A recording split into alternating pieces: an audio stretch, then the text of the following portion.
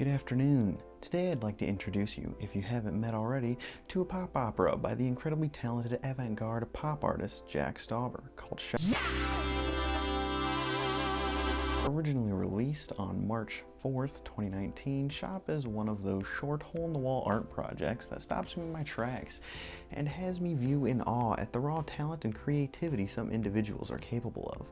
And I have to give some credit to Adult Swim here. They are by far some of the best I have seen at aggregating and showcasing this off-the-wall avant-garde content. Before we have our discussion, I would, as with all projects we talk about, highly recommend you watch Shop, a pop opera. It's only 5 or 10 minutes long, along with his other shorts and albums. They rock my whole bod. And due to copyright and the respect I have for Mr. Staubers' work, as it has brought me much joy, I will be assuming you have listened to at least the songs on the project. I will narrate the gosh dang story, but I will not sing to you. And with that being said, let's go! The pop opera takes place over 6, usually 1.5 to 3 minute episodes, each episode focusing on an item on our hero's grocery list. While attempting to grab each item off the list, we meet a new character who in some way symbolizes the item or an issue with the item we are purchasing. And in true opera fashion, they sort of set the scene and tone for the song that closes out each episode, ultimately leading to the moral of the collection of videos. Yeah, it comes full circle, baby. With the Wikipedia definition out of the way, let's hop into episode 1, and just like my dad, let's leave on a couple year-long adventure for some milk. We start our adventure with our nameless hero facing a dilemma. There are 2 flavors of a free sample, and we can't seem to make up our mind on which one we want to try. The clerk seems indifferent to a little worried with the time we are taking to make this decision. After assuring us it's not a big deal, we come to the conclusion that it would be a decision better left till later. This lack of confidence is something our hero will have to overcome during the saga. After glancing at our handy-dandy grocery list, we see our first item on the list is milk, and in our haste to exit the free sample situation, we have landed ourselves squarely in a place where milk would not be found. Assumably readjusting, we are shocked to see an older, grotesque person now on our way, demanding we assist her with getting her pecan cookies. After a hilarious altercation where she calls us deaf, and when we rebut, she says, quote, "Nice to meet you, Jeff," which I will happily refer to our hero as from now on. Before we can truly assist her, to our surprise, suddenly disappears. With no distractions, we can now make our way to the milk doors and grab it. Again, to our chagrin, we see the milk we grabbed was expired, which prompts our song to begin. And I can finally stop narrating every little detail that happens, and we can start to have some fun and draw parallels to the song, the character, and our lives. I think Jack is going easy on us to start off with, the old stubborn person that assumes everyone they meet in a grocery store under 32 works there, or will feel some moral obligation to help them, which we should. I mean, I get it, times are tense, but keep in mind we all hate boomers, but we all love grandpas. It is an adorable life experience I think we can all relate to, which softens us up to the message in the music, to reflecting on a life well lived and speculating if that person or gallon of milk has lived a happy or healthy life, or if they have had regrets that we don't see, and I think that is a really beautiful message. The character we meet is really harsh and socially jarring in their tone and when they speak to us, but Jack does put some nuances in there, showing us that they aren't a vindictive person, they just want their cookies. Were they always so rough around the edges? What about their life has made them this demanding, oxygen-fed crank in the cookie aisle? Is this someone they have had to become as their senses and motor functions failed them? Or is this who they have always been? I love that Jack has been able to inject my mind with all of this speculation, even though I am reaching, and either way I have no idea, but I danced this song with my girlfriend because it's a slow dance jam. Now let's make like a bling era rap star and go get that bread. Pardon my Our character, now reaching a new aisle, needs to get bread. Distracted by a fancy artisanal nut bread, we meet our next character, a somewhat effeminate sounding banana or nut-shaped person of some kind with a scrunched up smile and relaxed eyes. After talking about the bread and a pretty good pun being ignored, Jeff is asked again if he is deaf. We say goodbye to our new acquaintance and we shift into our song, What's an Artisanal Me? Before that, however, I would like to touch on a technique that Jack is using here that I can never get enough of.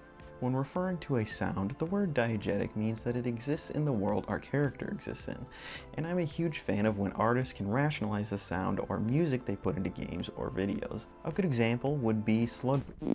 Some of the only times you hear music is in a strangely placed radio. That would be a diegetic sound. However, on the other side of the coin, I also really enjoy the Adventure Time strategy, where each character gets a motif or sound that surrounds them or their accents. These non-diegetic sounds can add an immense sense of character to a person. For instance, our banana nut buddy here has his most prominent lifts of his voice accompanied by a twinkly arpeggio that matches the atmosphere of his tone. That kind of thing makes me squirm, and I feel like it is so obvious when you know about it. But if I'm not thinking about it, it's something that I'll not even notice is contributing to my feeling towards a character. And with all of the characters, he uses this technique subtly, or in a way that feels natural, and it's just another tool in the artist's arsenal that Mr. Stauber takes full advantage of, and contributes to making his short series an absolute masterpiece. Now getting to the song, its message sticks out to me as about how it's pretty easy to get wrapped up in wishing we could live experiencing only the best life has to offer, desperately wanting the status and its trappings. However, a lot of that is fake. You associate with people that will only make you look better and neglect the people you may be judged for enjoying their company. Plus, much like our banana nut buddy, even if it's just going to be for your pet, you end up shopping and existing in the same spaces as everyone else. So trying to seem artisanal is just degrading your experience in life. And Jeff, our deaf hero, realizes this and just buys what he wants to eat, leaving the aisle with trademark wowza bread. Easily the trashiest of the art form. Come on, let's move to the next item on our list. Disposable linens. Any luck, babe? No one's back here either. If I had to choose a weakest link in the chain, it would probably be this one. I found this project already a fan of Stauber, watching through the 4-hour collection of Adult Swim Smalls, and jumped when I immediately recognized his art style and voice. However, I do not remember this episode being in there. I only found it after rewatching Shop separately a week later.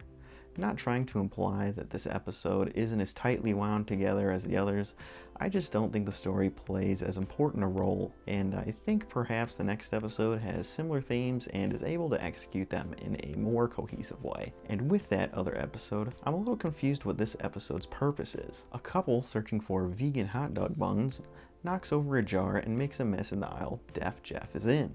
An employee comes to clean it up. In a moment of true and crafty serendipity, our hero is trying to ask where the paper towels are, and the employee begins reflecting on the fragility of life and how things can fall apart immediately, but in most cases, it may never be able to put back together in the same state. And the song mirrors that quote pretty much entirely, with probably my favorite line, "How does one handle while smacking the ass of our Mother Earth?" The song here's an effing bop. I love how it has that chaotic shrill-like beat and is trying to describe the stresses of trying to control a world that can't be held together. And I feel the character did a really good job of representing a 20-something grocery store worker who would rather think about anything other than what he has to be doing at that very moment, thinking maybe a bit too deeply and letting his mind wander. I just personally feel the next section maybe does a better job at capturing the idea of untamable chaos and has a better setup to the song. This episode does end on a nice little jab at mass-producing products though. I am running out of clever puns. Let's goat meal to the next one. Fuck. This was the episode, embarrassingly, where I had the epiphany that all of the characters were shaped like the items on the list. The old person's hair was in the shape of a milk carton, the banana nut dude looks like a banana nut or some fancy bread. I don't know. The employee cleaning up the glass and jam looks like a roll of paper towels, and this character looks like a bowl of oatmeal. Good job, Jazz. Where the last episode I think lacked in the story, this episode certainly makes up for it. Our character gets in the way of a man who has planned his entire life, and when stopped unexpectedly, he has to sacrifice things on his schedule. I'm not able to relate to this lifestyle. If I am held back, I usually just take it as a time to relax, and unless I am seriously late, the things on my to-do list can be done a few minutes later. But I can see if I really wanted the extreme regimented life, I'm someone who uses a block scheduling method, like how famously Elon Musk does, how you would have to sacrifice certain things if you were held up. But the way Jack paints it here, it's easy to see how this kind of routine can get ahead of you and start to rule your life in a way that's not only negative but detrimental to the way you exist. How rigid must our schedules be, and how often are we letting it ruin our few days? And this hit home with me for the simple fact that if I don't force myself to do something creative or fun, I will spend my life on the couch watching YouTube. So I have to set up a series of hobbies and tasks for myself, from chores to painting to synthesizer, streaming, or YouTube, or just basic life. If I don't have a project or two in the works at all times, I will just laze my life away. So I often feel the need for a more rigid and strict schedule to stick to. However, not allowing the balance of those activities, the laziness, and YouTube viewing I so deeply enjoy, and just family and friend time can leave someone high and strung and devoid of any purpose outside of those blocks. Also, why do these art discussions have the reoccurring scene of Episode 5 is probably my favorite out of the whole series. The song is a banger, and the subject matter, I think, is handled in probably the most on-the-nose and interesting way. We meet the newest persona. Shaped like a coffee cup, we see she is visibly shaky and excitable. Without letting her character say anything, she continues to speak and speak until she crashes with an audible downshift in pitch, not to recover until our character literally puts more coffee in her mouth. When coming to, she continues talking, realizing she is late to pick up her child from daycare. Our character now speechless, she asks us if we are deaf, leading into our song. This episode, I believe, is about addiction, and while it is shown as something seemingly mundane like a caffeine habit, which I feel a lot of us can relate to, it certainly applies to those more serious. Jack paints a picture of how easy it is for the short-term rewards of caffeine, nicotine, or those of a medicinal nature can lead us into a habit that so many other people have slipped into, and getting out is something that, although rarely anyone actually does or can, needs to be accounted for, before beginning to even dabble into the dark art, which of course, along with all the other songs thus far and soon to see, Jack does a beautiful job illustrating, where he sheepishly questions if he actually wants to buy the coffee, and the coffee replies, "I can make you feel alive," among other torments. Jeff, being rightfully skeptical, refuses the advances and stays doubtful, ultimately choosing a substitute. Being a former smoker and a current coffee enthusiast, it began to dawn on me, how much of Mr. Stauber are we seeing here? How many of his struggles are we being asked to internalize? And this is my favorite part of reading way too deep into various forms of art. I feel like I may know myself and my weaknesses a little better a la this project, but I also feel I may know a little of the struggles that Jack Stauber was going through in this moment of time. With all of the digging into Jack's art, I feel very cultured, and to finish this project, we gotta talk about one last episode. Episode 6 is a bit of a treat. Unfortunately, we don't have a cheese-shaped character, however, it is made up for by having 2 songs and a conclusion to the sample debacle we started the video with. Being confronted with a wall of cheese, our hero wastes no time throwing us into the first tune. Hilariously, we are thrust into through the 5 aisles of grief, ending with him picking a random and ultimately poor choice of cheese. The frustration of this truly awful conclusion leads to an epiphany that his decision-making skills are actually better than leaving his life up to random chance, and prompts our second song of the episode, and last song of our journey. And in this song, we see Jeff resolves all the worries and tribulations of the characters we have met, and to live our lives in a way that makes us happy and not get tied up in those strange rituals and habits that can be appealing but easily consume our lives if we purely rely on them to direct us to happiness. This whole time you may have noticed I've only been talking about the music, story, and messaging, and not the visual components of the art per se, and that's because I honestly don't know where to start. I have a challenge for you. Watch the entirety of Shop a Pop Rapper again. You did watch it to begin with, right? And try to count how many different art styles are present, excluding music. Here's a list of the ones I noticed. It's incredible. And I guess the point of this video is to try and showcase that, because I believe the pop opera might serve as Jack's magnum opus studio reel. The talent, creativity, and determination on display here is stunning. All of the things I've listed, he has not only been able to do well enough to put into this project seamlessly, but he's been able to do it in a way that I was enticed and excited to view. Shop a Pop Opera truly is, in my opinion, a testament to how powerful a creative force Jack Staubers is to reckon with, and I pray for any clay or drawing pad that crosses his path. I know what I want to try. Getting to extrapolate all that from Jack's work was a joy for me. Was it a joy for you? Have you watched any other works from Jack Staubers? If so, I'd love to hear how you felt about it. With that, let's head over to YouTube Corner. Because they believe a false narrative. This is my fucking life. This is personal to me. Bro. Today on YouTube Corner, we are going to be honoring the channel Leadhead. If you are anything like me, or I would assume 95% of the YouTube audience, you came to the platform for gaming-related content. And as you grew into the fine young man your parents are proud to be ashamed of, your tastes have evolved into something more akin to analysis and retrospective videos, diving deep into the meaning and artistic merit of games. Leadhead is cut from a similar cloth as other YouTube game analysis creators like Joseph Anderson, Matthew Matosis, and Mahler. And although games are the focus of his channel, he does branch out and talk about movies and other topics occasionally. A few of my favorite videos of his are his Prey video, his comments on I Have No Mouth But I Must Scream, and his video on The Big Lebowski. The aggression in Iran will not stand.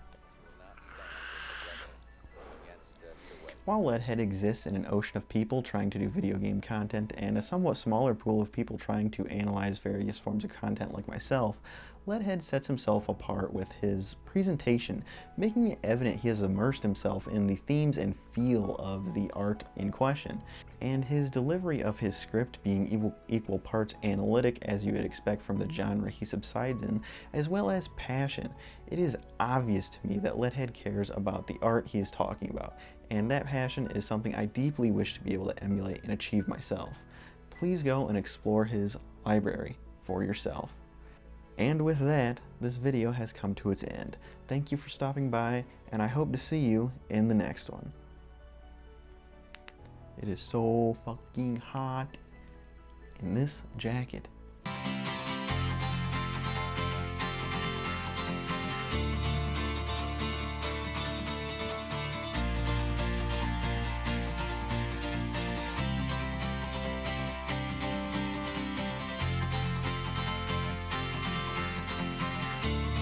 Why do you do it? I don't know. When people think you're dying, man, they really, really listen to you instead of just Instead of just waiting for their turn to speak. What are you, deaf?